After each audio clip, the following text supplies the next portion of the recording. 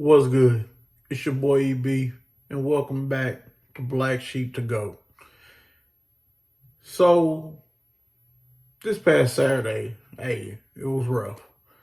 But Texas, it felt like they did every way. They tried their damnedest to give away this game. They tried every way. At the beginning of the game, 2 turnovers, off rip. Then don't forget, they gave up, I want to say, a touchdown in the first or second drive of the third quarter after halftime. I might be wrong, so anybody that's watching, quote me.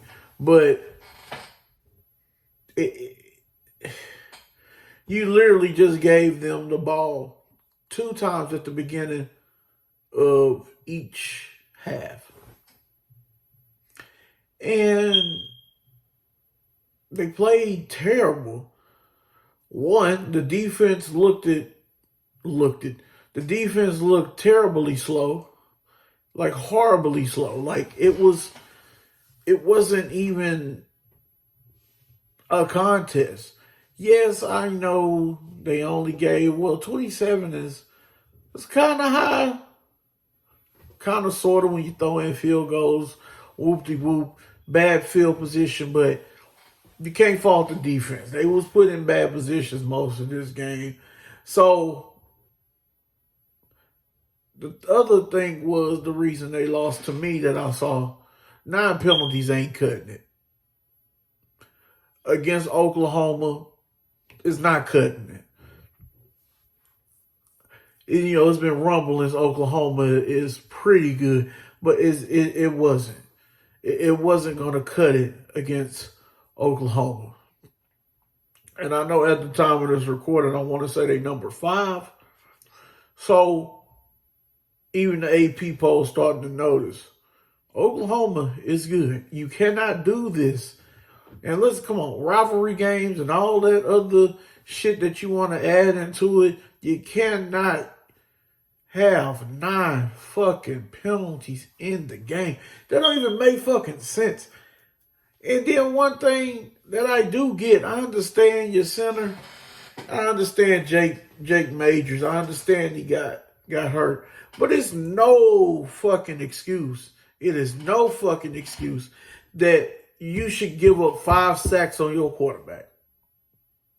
That's what the offensive line did. Ajaba and all them guys on the offensive line. What? Now, this is me talking from my heart because I love Texas football. It was fucking terrible. Fucking terrible. It gets me mad even thinking about it. But I'm not going to even harp on this too long because I could just dissect every little thing. But their next opponent is U of H. Now, from what I've looked at and understands, we all know U of H keeps speed on the field. Period. Especially at wide receiver. They keep speed. So Texas already shown they look slow. They can't play fast. They want to play a grind out, slug out game like against Alabama and most of these games. They wanted to be at a snail's pace, and it wasn't doing that. That's what's going. They got a possibility to lose this next game. I know they number 9, but as we all know, shout out to the Lamar Cougar, speed kills. Period.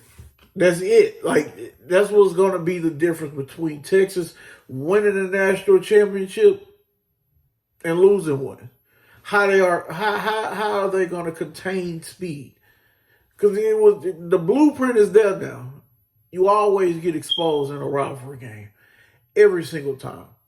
But Oklahoma, they did what the fuck they were supposed to do. True enough, they the underdogs and everything. But Jeff Levy, called a hell of a game because he really had Texas kind of caught in the middle for most of the game because they gave up a lot of rushing yards.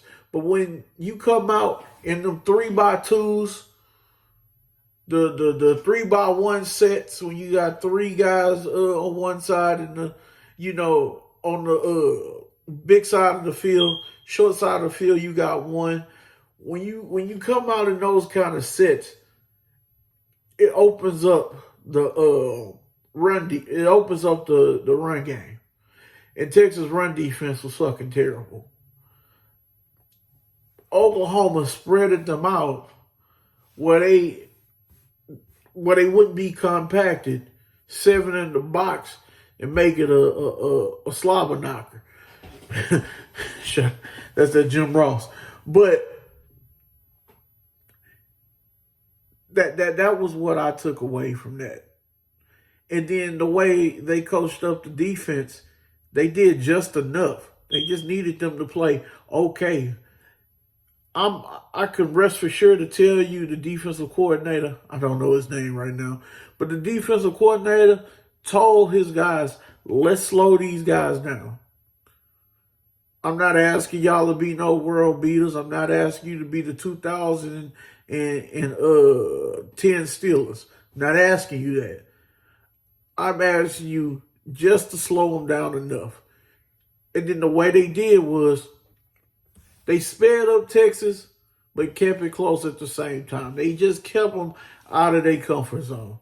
That's what most of these sports are about. You get a motherfucker out their comfort zone, you see how they react. And Texas didn't react that well when they got out their comfort zone. That last play of the game was just a crescendo or the end of, this terrible game Texas played. Because from what I can remember, what I understand, if you're the outside linebacker or the inside corner, the slot corner, and you switch, that responsibility goes for you. That responsibility goes to you. Because if you saw the other linebacker, I can't remember if it was a corner or a linebacker, when he did this, that was mean. Watch that man. They don't motion him for nothing. They obviously saw something. I thought it was a zone, but it wasn't. You were supposed to man up. You literally standing watching nobody. That's that. And it was just masterful. Good game. It was a damn good classic. Now, UCF, OU.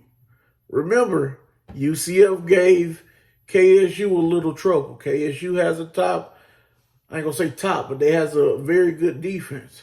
Oklahoma have a top defense.